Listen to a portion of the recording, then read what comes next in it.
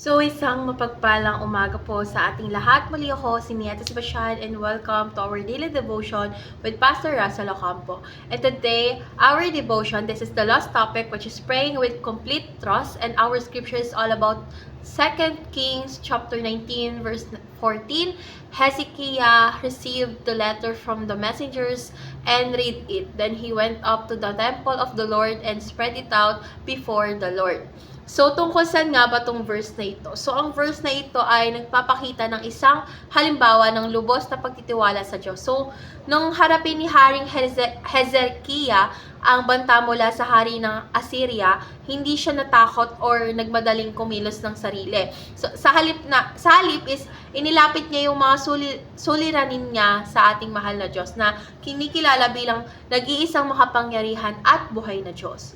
So, ngayon dadako tayo sa ating teaching. So, yung first teaching is, there is only one living God. So, si Hezekiah ay kumilos ayon sa kanyang paniniwala na tanging ang Diyos lang ng Israel ang tunay at buhay na Diyos na makakapagligtas sa kanyang bayan. So, second is the Almighty God is the apex of hope. So, ang Diyos ay nagpapakita ng pinakamataas na pinanggagalingan ng pag-asa. So, kapag inilapit natin sa Kanya ang ating mga takot at suliranin is binibigyan niya tayo ng katiyakan ng tagumpay. So, last is complete trust means perfect peace. So, kapag buo yung tiwala natin sa Diyos is nagdudulot ito ng kapayapaan kahit sa gitna ng matinding pagsubok. So, ang pananampalataya ay nag-aalis ng takot at nagpapalakas ng loob. So, ngayon dadako na tayo sa ating application. So, yung first application is present the death threat before God. So, gaya ng ginawa ni Hezekiah is dalhin natin yung ating pinakamalalim na takot at suliranin sa Diyos. So, isuko natin sa Kanya yung anumang banta na ating kinakaharap.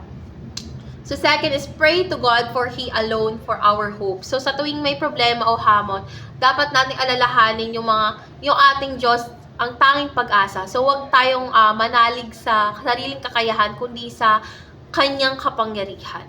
So, last is pursue perfect peace through complete trust. So, dapat tayo magtiwala ng lubusan sa ating mahal na Diyos at magbubunga ito ng kapayapaan na hindi kayang pantayan ng mundo. So, alalahanin natin ang Kanyang mga pangako at magpatuloy na manalig sa Kanya. So, ngayon, dadako tayo sa ating last part, which is our discussion. And our discussion tackles about how can complete trust in God bring perfect peace in your life. So, kapag kasi tayo is lubos na nagtitiwala sa Diyos, is nawawala yung ating takot dahil alam nating nasa Kanya yung mga kamay ng ating buhay. So, ang tiwala kasi is nagbubunga ng katiwasayan kahit sa gitna ng mga unos. So, kapag nagtitiwala tayo is nabibigyan natin nagbibigay ito sa atin ng kumpiyansa na ang Diyos is laging may pinakamabuting plano or pinakamagandang plano anuman ang sitwasyon na ating kaharapin. So, sa pamamagitan ng lubos na pananampalataya is natatamasan natin yung kapayapaan na nagmumula sa Diyos na higit pa sa ating pag-unawa.